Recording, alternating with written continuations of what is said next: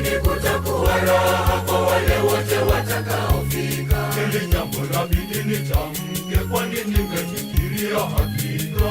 Hakutakuwa rushwa, urithi wala mlango wa kona. Heri waliochaguliwa kufurahi na Mwana-Kondoo, waliovumilia shida, starehe na anasa za nchi. Ole wenu, ole wenu, ole wenu mnaocheka sasa, mtalia, mtalia, mtalia na kuomboleza. Ole wenu, ole wenu, ole wenu mpiganao sasa, fainali yake inakuja, mshahara ni mauti.